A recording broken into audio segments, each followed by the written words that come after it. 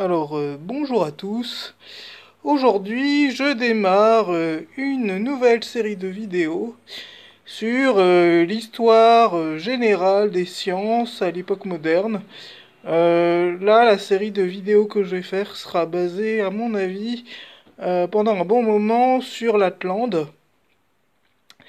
Et donc, tout d'abord, un petit point historiographique. Donc, bien, l'Atlante, entendu au sens du terme livre de concours, sciences, techniques, pouvoir et société du 15e au 18e siècle.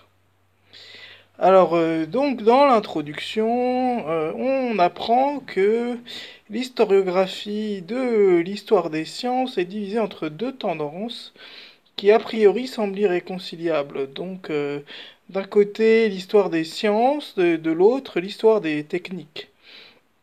Ceci tient à, donc, en partie à leur classement opéré déjà chez les Grecs. Par exemple, pour Homère, teuko signifie fabriquer. Pour Aristote, la techné, donc c'est une disposition acquise et permettant et permanente. Oulala, c'est une disposition acquise et permanente visant à produire et accompagner de règles exactes. Pardon.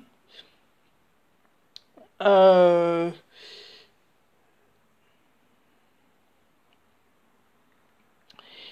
les historiens donc désignent par le terme technique donc à la fois les procédés et les productions.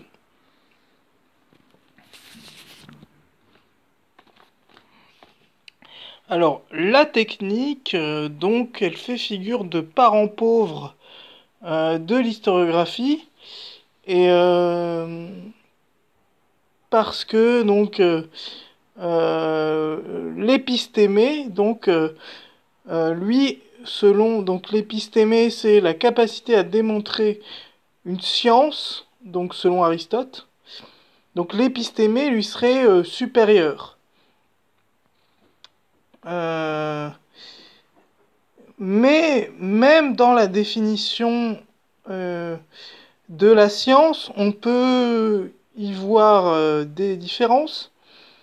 Parce qu'en fait, par exemple, il y a une différence entre la science dite exacte, comme par exemple les mathématiques, et la science qu'on peut trouver euh, ou dont on peut tirer des lois à partir de l'expérience, qui est dite science naturelle. Donc on voit ici aussi que le mot science et le champ des définitions est hétérogène. Voilà, c'est tout pour aujourd'hui. À demain pour une autre vidéo.